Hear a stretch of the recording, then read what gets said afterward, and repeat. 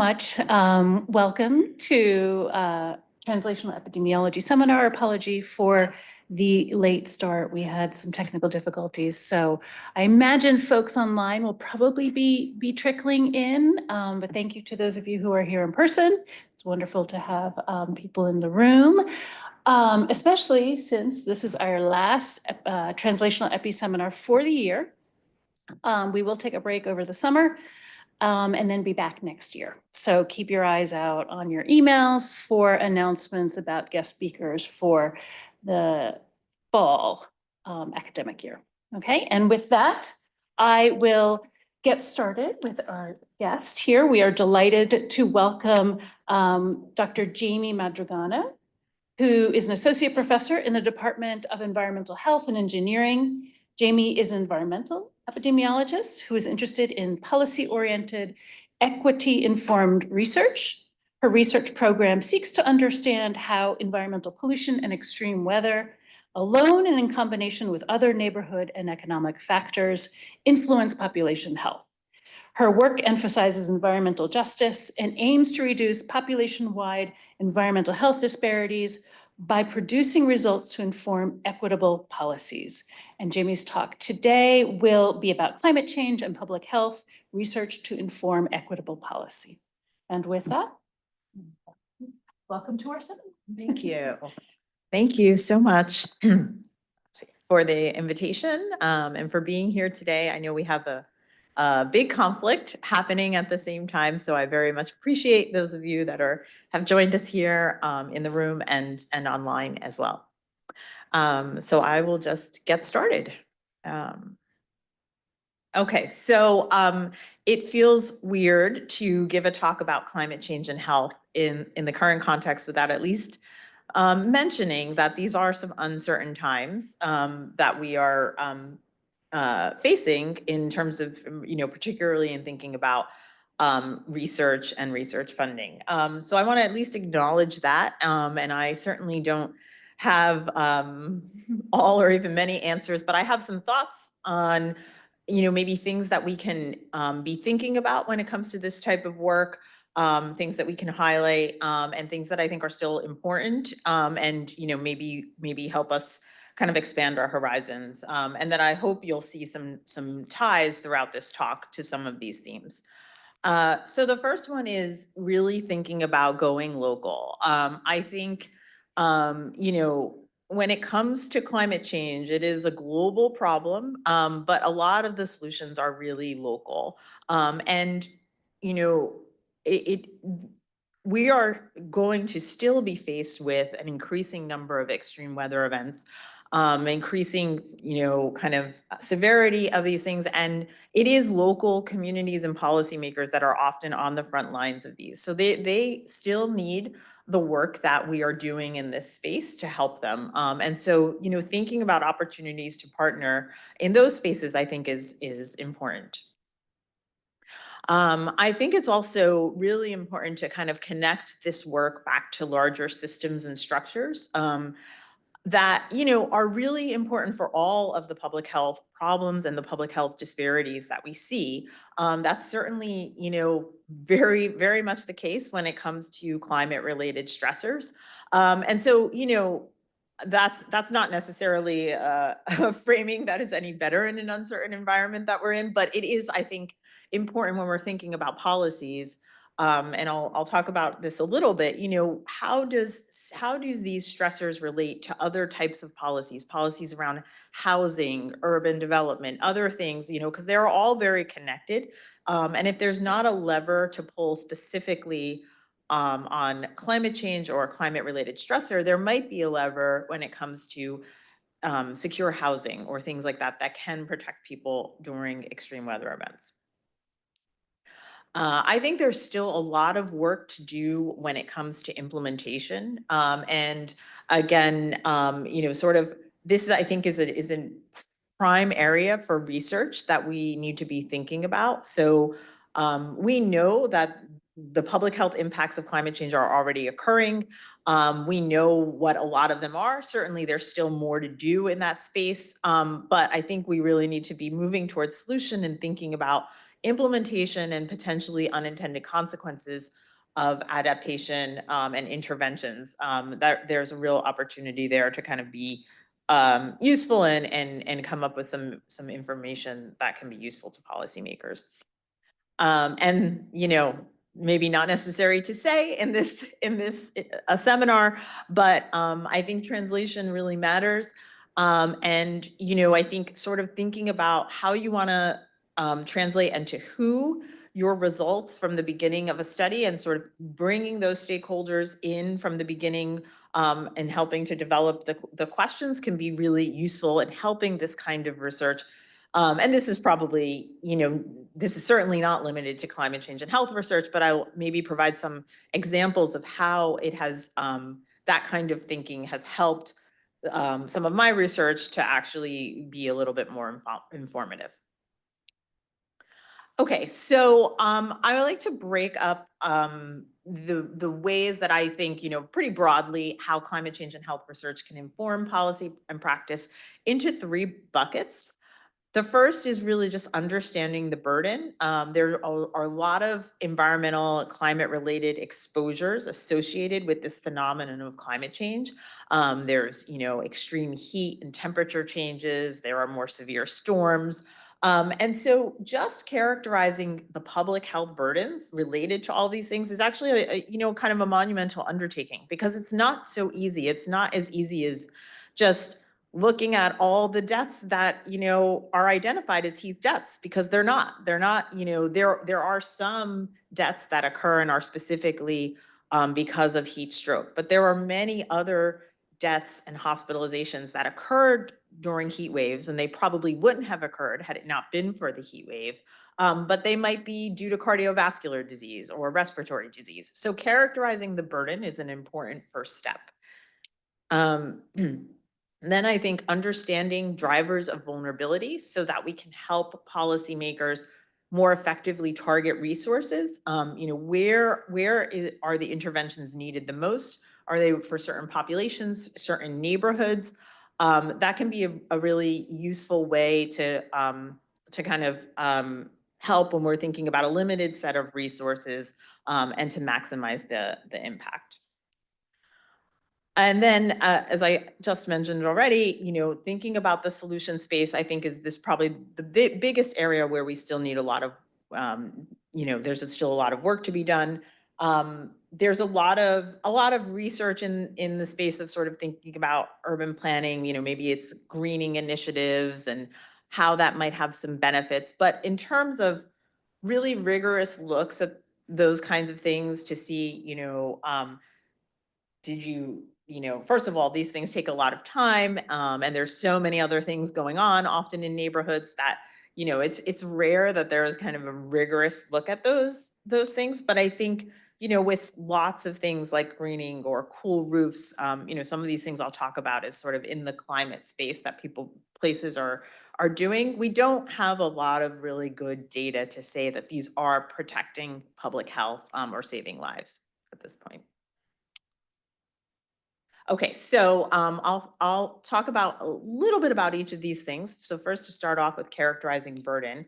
The public health burden of climate change is, sort of exponentially growing in the literature, with recognition of the problem, certainly with increased funding towards this in the last several years. And this is just, from a review paper that sort of breaks down the timeline on the x-axis by when different IPCC reports have come out, and then where we've seen more and more kind of publications, and you can see this kind of exponential growth here. And then from a separate publication, kind of breaking down which particular hazards of climate change, ranging from heat events, air quality, hurricanes, a whole host of things you can see on this y-axis here of different hazards that have been studied.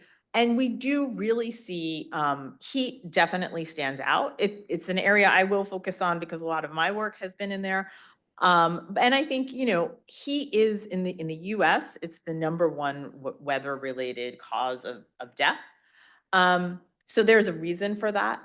It's sometimes even, it's a little easier to study than some of these other things. Certain things like drought are a little much more challenging in terms of getting at the right exposure period. So there's a variety of reasons why we see more of these publications and research having gone to heat, but the public health impact is large. And then, this is not I forget, it's not a pointer. The other thing you can kind of see is that a lot of that research really has focused on impact, characterizing the burden, a lot less, as I said, on sort of adaptation or mitigation, where there's still more work to do. So we know, so it's pretty clear, I like from all of that literature that there is a clear public health impact of heat. We always see deaths go up during heat waves. We see hospitalizations increase, and we see this for a variety of causes. I think where the potential impact is helping local jurisdictions understand what this means for them. Um, and that's because, they're the ones often dealing with, what are kind of what are the mitigation measures we're going to put in place? What are the protections we're going to have for our communities? When are we going to open cooling centers so that people that can't stay cool at home have a place to go to? And what we know from some of the literature is that the thresholds and that the alerts that these that municipalities operate under oftentimes are based on regional trends set by the National Weather Service. And in fact, there's been a couple of studies that have looked at this, that those alerts kind of kick in often at pretty high thresholds, high temperature thresholds, right? So we start to see hospitalizations and ED visits rise much, much sooner than when we reach those high thresholds. So this could be an area where, and it's happened in some cases. It happened in New York City where there was enough work done that then they changed the threshold, right?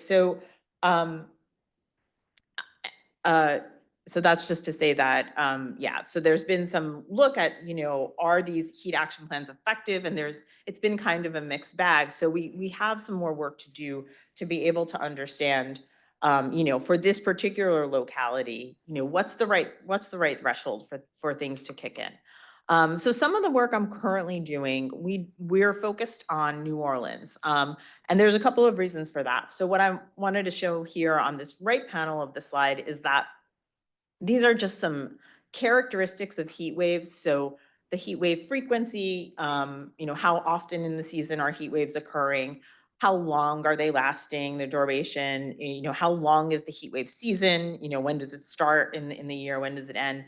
And then, how intense are the heat waves that are occurring? These are just indicators that we sort of measure trends in heat waves. And New Orleans is a city that for 3 out of these 4 trends is sort of in the top of the list. So it's clearly getting a lot worse there in terms of heat waves and their impacts on health. And so that's one of the reasons, that's for a reason we really wanted to focus there. So I have this project with several collaborators listed on this slide: Louisiana Department of Health, RAND, where I formerly worked, still have some collaborators there, and a group called IC Change that I'll talk a little bit more about, but they're kind of a social impact company that does a lot of digital data collection and has helped us with the on-the-ground collection, as well as using their digital platform. So in this study, we are doing a couple of things. We are doing that first point I talked about, characterizing the burden. So really just taking all of the hospitalization data that we were able to get by partnering with the Department of Health, looking at about a 10-year period and trying to understand what does that curve look like for the city of New Orleans specifically. We know it kind of looks like this. It looks like this curve, but where do we really start to see that increase? Then we're also doing, and I have one of my doctoral students, so I'll show you some of what she's done so far for these aims. We are looking, her next step is going to be looking at vulnerability. So where in the city are people impacted the most? Are all the hospitalizations coming from one particular neighborhood, or do they tend to, cluster in a certain area? We don't have any preliminary results for that yet. And then the last piece of the study is really this partnership with IC Change, where we're using their digital app.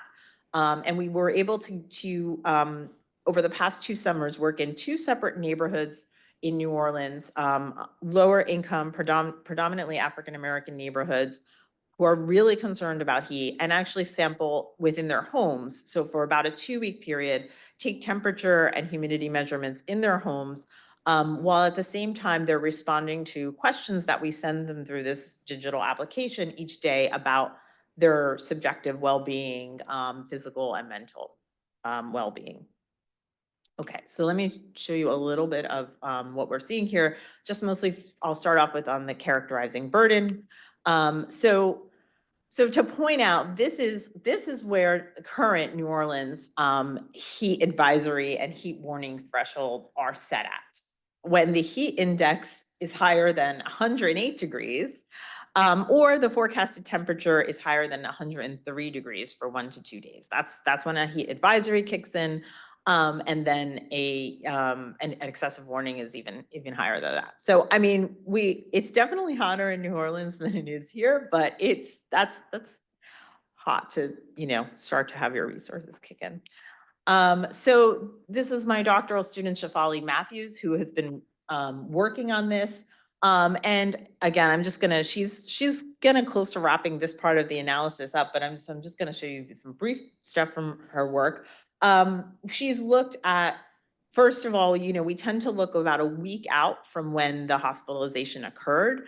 So this slide is just the different lag days, so from left to right, the 0 day is the day the hospitalization occurred, and then subsequent, up to about a week before. So what that slide is telling you is she's really seeing most of the effect on that same day. So it's really that, it's kind of a same day association, when, temperature is increased on that same day, is where we see kind of the strongest association. And then this is just kind of a look at the curve for just looking at same day heat exposure. And then you can kind of see that where we're seeing the effect in the data, is below 90 degrees. So it's around like 87 where she starts to see, really some, difference from the null. And so definitely lower than 103. So, the nice thing about this work is, and working with the Department of Health, and we've even got someone who comes to our meetings from the New Orleans City Health Department, as they're really interested in this. And so we showed them this kind of, contrast. And we're next week actually meeting with a consultant that they have that's working on a heat mitigation plan right now. So, we're hopeful, although this isn't published yet, that we're hopeful that this is gonna be informative to the city's next plan. Okay, and then I already said that, so that's just the contrast. So a reminder to go local. Okay, so now I'm gonna talk a little bit about the next kind of bucket of work, which is understanding vulnerability. And I wanna show you, and this is from some work I did quite a while ago in New York City. I just wanna, I'm on time, make sure I'm not getting too long. But this is a really, I think, nice case study and example of how looking at vulnerability, and, since this is an epidemiology seminar, I'll say effect modification, because that's how we think of it. But how sort of, studies of effect modification and vulnerability can be useful to local policymakers. So this is some work I did quite a while ago when I was in New York, and very much in collaboration with the New York City Department of Health and Mental Hygiene. And again, that's sort of another reminder of, I don't think this work would have had anywhere near the reach that it ultimately did had I not been working, from the beginning with the Department of Health. So that was a really critical piece. And that partnership came together in a really nice way. I mean, the mentor I was working with at the time had already had a nice partnership there. I was really interested in heat vulnerability as sort of the next phase of my work. And it turned out the Department of Health had already done a lot of work to do that first step. They've already did the characterizing burden. They knew They had a lot of resources sort of in this space already. One of the cities in the U.S. I think that was sort of attuned to some of these issues earlier, and they had already known. So I'm using on this slide. You can see it's how we sort of defined our exposure, our heat wave days. But they already knew this from their own epidemiology work, that where they started to see mortality increase was when they had at least 2 consecutive days of a heat index. Heat index is a combined temperature and humidity metric of 95 degrees, greater than 95 degrees. So we kind of knew that as our starting point. So the next obvious question was, well, who is this impacting? So we set out to do that, to look at individual and neighborhood characteristics that might increase the likelihood of dying during a heat wave. We used a case-only study design, which was a nice way to do this because we didn't care about the main association. We just cared about those vulnerability factors. And we were able to look at several different individual and neighborhood level effect modifiers that I have listed on the slide.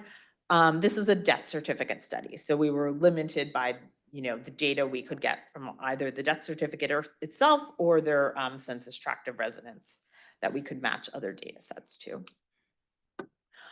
So in the end, again, just sort of jumping to the results here, these were some of the factors that we found increased the likelihood of dying during a heat wave compared to non-heat wave other warm season days. So we found that more than any other race or ethnic group, non-Hispanic Black New Yorkers were more likely to die on heat wave days compared to other warm season non-heat wave days. People were more likely to die at home than in a hospital or institution. And people who lived in certain neighborhoods that had these kinds of characteristics, receiving more public assistance, so one marker of poverty, had higher surface temperature as measured by land surface temperature from satellite data, and areas that had less vegetation. And of course, those last two cluster together, and actually all three of them tend to cluster together. So that was, that's the epi results from the case only study and from the case only analysis. And then what we did with that is we took all of those indicators, those were, statistically significant modifiers. And we said, okay, let's kind of like look at where they are in the city, and let's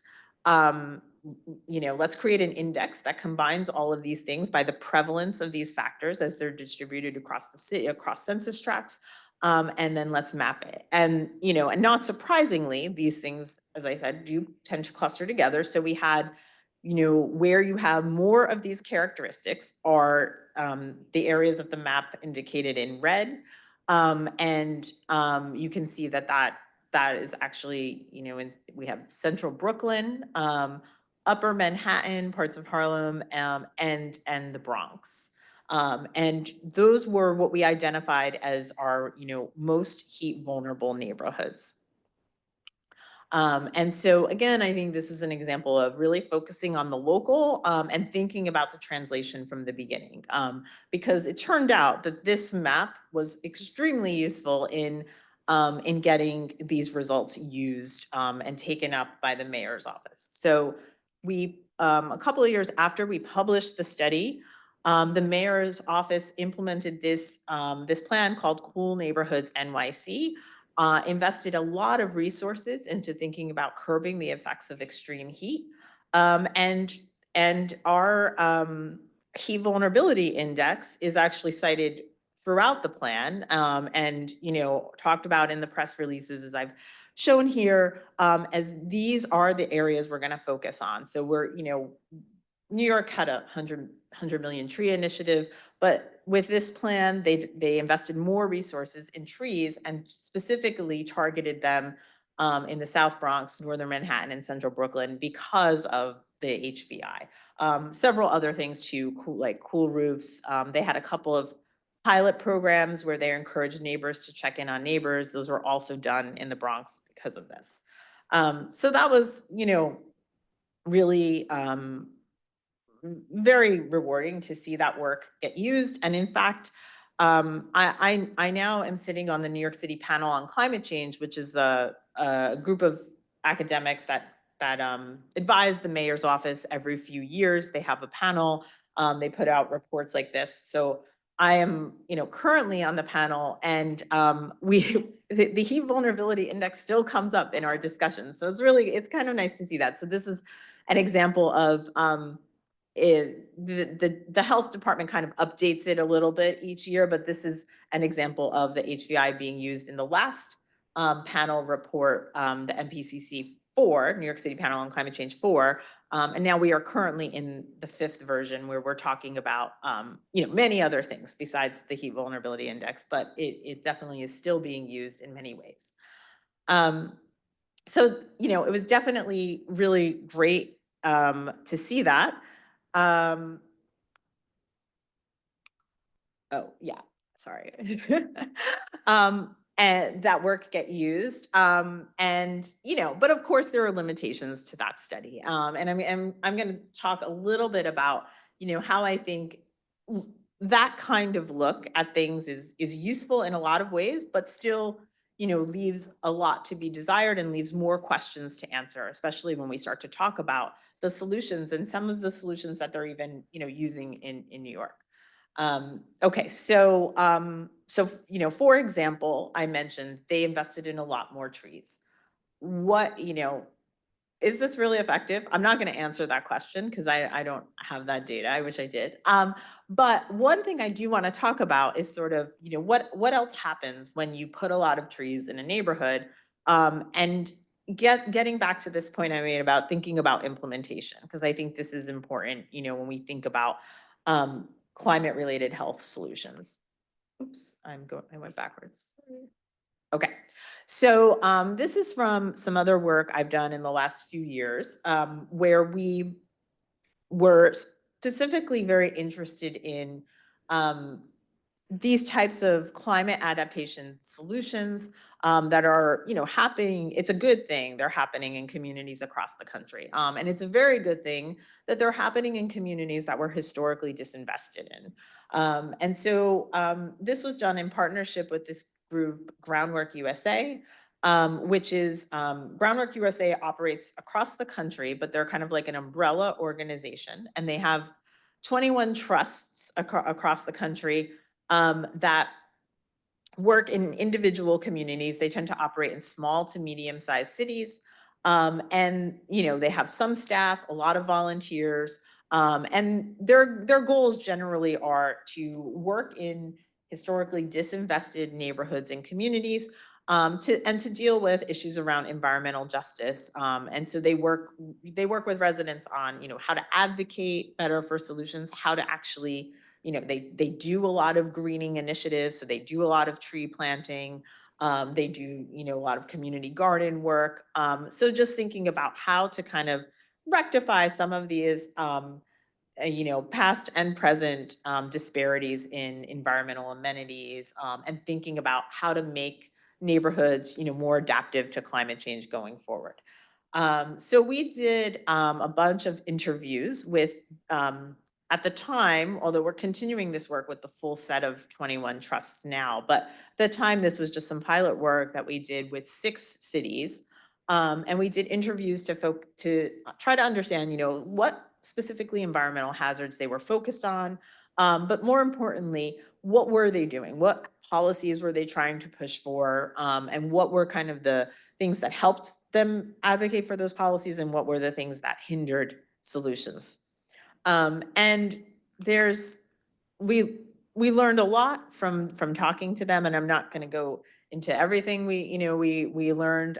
We have a paper published on this pilot interview work in the journal Environmental Justice.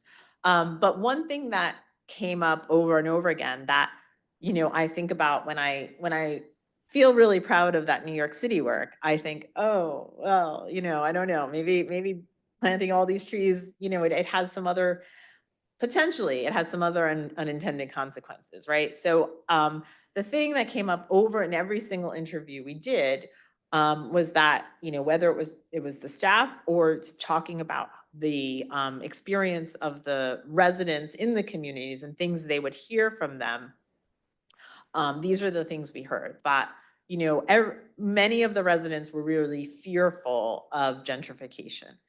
Um, and so I think, you know, this is something, again, just to be thinking about when it comes to implementation, that there are potential unintended consequences when we talk about climate adaptation solutions that we really need to be kind of thinking about. And um, that's not to say we shouldn't be greening neighborhoods that, you know, that lack those resources, but it means to say we should be thinking a little bit more holistically. You know, maybe there's advocacy to be done on housing protections, or, you know, things to think about in that space. And that's what some of the groundwork organizations are doing in terms of partnering with other nonprofits to kind of secure, or, you know, or think about those things as well. And this is just, I'll just breeze through this, but just to say that there is a lot of, this slide is actually a little outdated. I think there's kind of been a much more emerging literature on green gentrification in general. So this is to say that there are indications that this is a real phenomenon, and that, you know, greening can trigger this. I think it's really also, my group now is doing a lot more work on gentrification, and it's a tricky thing to measure, because there's not really like, there's different ways of defining it. There's not really like a gold standard, and it seems to really vary from place to place in terms of some of those impacts. So an interesting area, I think, for more exploration and research. And just to kind of say, you know, again, so I think if we don't think about some of these larger systems, so it's not to say that, like, I'm very much for trees. I love trees. But, you know, if we don't think about some of the broader systems, then we might be, you know, like this man on the slide here, we sort of plug up one hole, we think we've dealt with the problem, and then something else springs up. So I think, you know, particularly when it comes to climate and health, like kind of taking a broader approach can be important and helpful, particularly when we're thinking about implementation of solutions. So with that, I want to talk really, I'm gonna try to speed up, but I wanted to mention a couple of other things from some of my students are working on. And on that note of sort of thinking about broader systems, same doctoral student that is working on heat also has an interest in kind of, you know, structural determinants of health, and larger kind of systems that have led to disparities. And I wanted to just, this was a paper she published this year in Current Environmental Health Reports, where we took a look at, you know, when we're talking about climate vulnerability, how much of the literature does really look at these bigger and broader systems and structures. And what you can see here is that the answer is not many. She looked at like just over 100 studies, and most of the vulnerability. So, and in this, she used the case study of hurricanes. So, what are the factors? You know, what are those effect modifiers or things that people are looking at when they're trying to understand who's most vulnerable to hurricanes? By far, demographic, so age, race, ethnicity, things like that. It's the things we, you know, all start out looking at. Some spatial things, so a lot of neighborhood, maybe census tract studies. Way down on the list was structural. And so this was getting, you know, back to more like measures of structural racism. I think she found a couple of papers on the prison system and things of that nature that, you know, really get into kind of the context of those systems and increased vulnerability when it comes to climate related severe weather events. What she did was sort of propose a framework of kind of rethinking about this and encouraging those of us thinking about climate change and health to really start to incorporate some of these more systemic measures into our study. So hopefully we'll see more of this going forward. And in one thing in particular that I want to kind of, you know, lead, you know, towards final piece of my talk today is specifically when we're thinking about these systems. I alluded to this in the beginning, but housing, I think, is a really important piece of this equation. It's pretty much the first line of defense when we're talking about extreme weather and climate related, climate sensitive health outcomes. So I want to focus a little bit on that for a moment, and talk about how I think, there's a lot of potential intersection between climate change and health research and the housing and health literature. And so this is a framework that is often used in the housing and health literature. I just added the climate N piece of it. But I think what you can see is, if we just walk through, if you think about these four components that are often thought of the four pathways of housing and health, are really very relevant when it comes to climate and health as well. So the neighborhood environment, I've spent a good part of this presentation talking about green space. There's potential for heat mitigation. There's potential for flood mitigation. We just talked about gentrification, segregation. We know that, communities of color, low income communities often are in the most climate vulnerable parts of our communities. And that, there's a lot of historical reasons for that. But when we think about, a few things that have been a little less explored in the climate and health space, but I think equally important, if we think about homelessness, housing instability, insecurity, of course, if you are, and there's been some work to show, the rise, and you probably have heard this anecdotally when we hear about a big extreme weather event. I think there were some news articles after Helene, evictions went up, right? And so then you think about, people who just have lacking any protection from these terrible hazards. The other thing, thinking about housing quality and safety and substandard conditions, if you have a house but you can't stay cool in it, or it floods all the time, then of course you're going to be more prone to heat related illness or respiratory exacerbations from mold after a flooding event. So these are really important things to continue looking at. And I have another doctoral student who's been exploring this a little bit in relation to health outcomes after environmental exposures and health outcomes after Hurricane Harvey. And so she wanted to see if living in a formerly redlined neighborhood, which has been associated with many present day, both segregation, but also environmental hazards, does that exacerbate the health impacts from the Hurricane Harvey event? So again, another kind of case for effect modification, but she used some data from the Hurricane Harvey registry, which she had previously worked in, and then she matched that with some of the historical redlining data. And just to kind of show you again, this is all, this is not published yet, but just sort of in these graphs, you can see this is one of the health outcomes they looked at after Hurricane Harvey was, were you experiencing shortness of breath? And you can see that for those that, just the exposure was their home was damaged. We have a, non-significant but elevated likelihood of experiencing shortness of breath.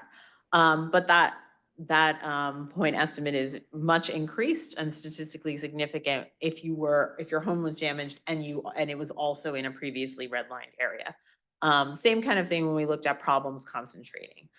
So there is this, exacerbation going on.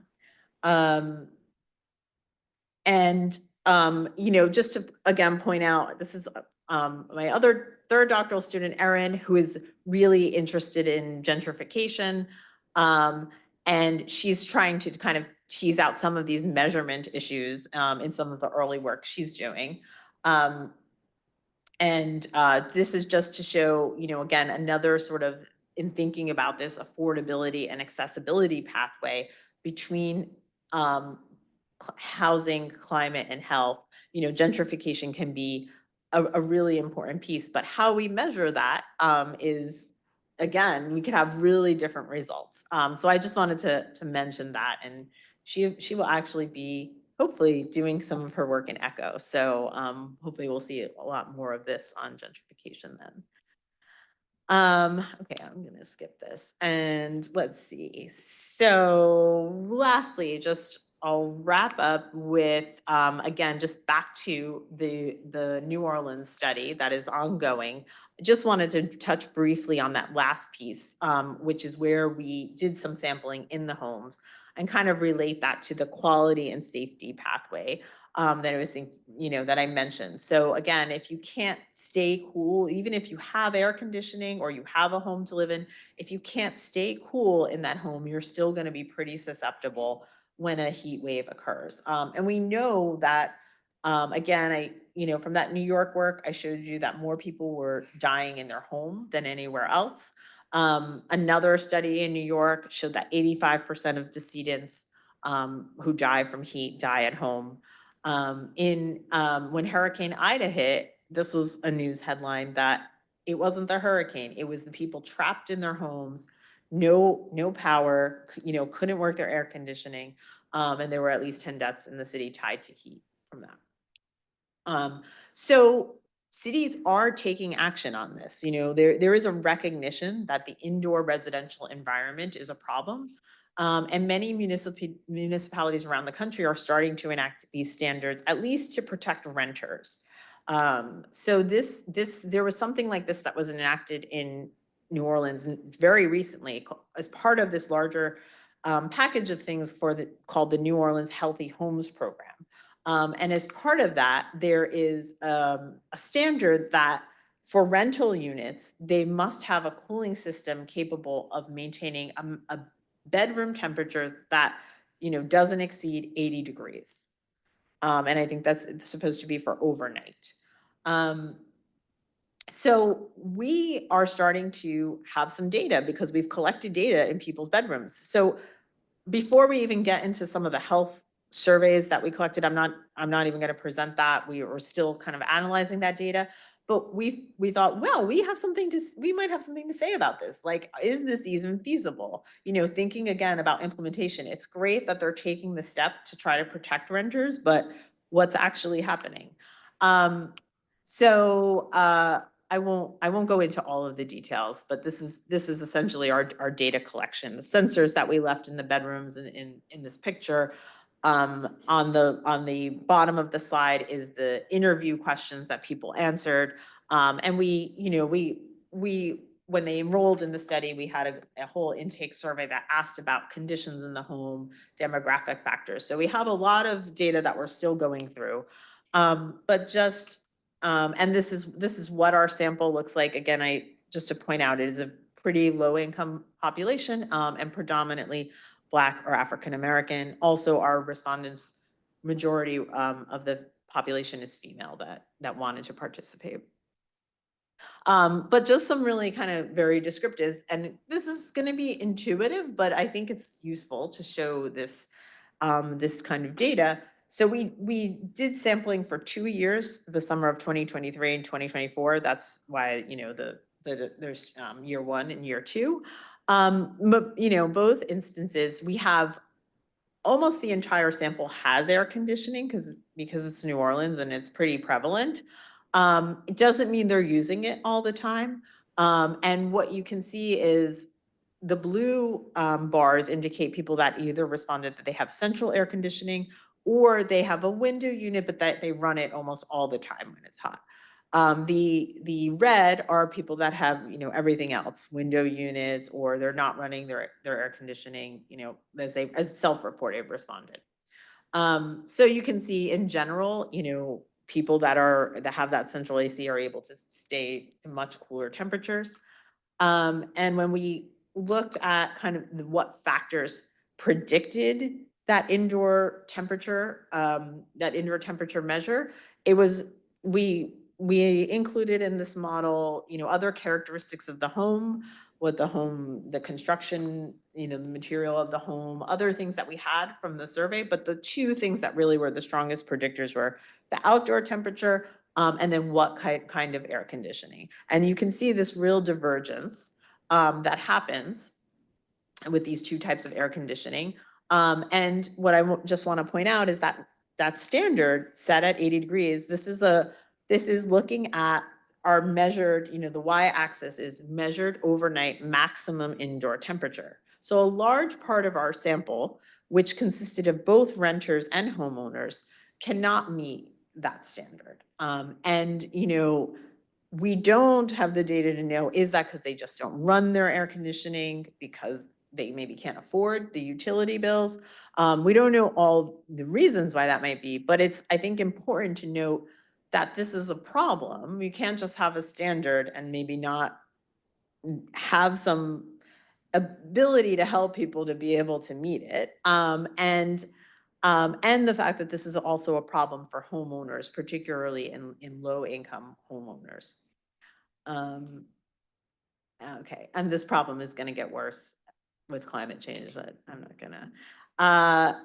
And we prioritize letting our participants know what is happening with their data. So this is just earlier this year in New Orleans, we had a nice community meeting, and we got a lot of really, people are really interested, great feedback. We had a really great set of participants. So I just wanted to note that as well.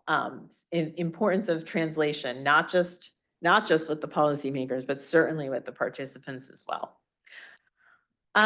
So again, I'll wrap up by, hopefully that demonstrates to some extent the importance of these points of thinking about, how to make our work local and informative to residents, policymakers, people that can use it. Thinking about some of the larger systems that are related to climate stressors. And all of the, I think, many questions that still remain about solutions and implementation, and areas that we, I think, can still explore. And certainly, I'll end with translation matters. So, and thanking a whole host of people and funding sources, and picture my wonderful doctoral students that that are doing some of this work. So thank you.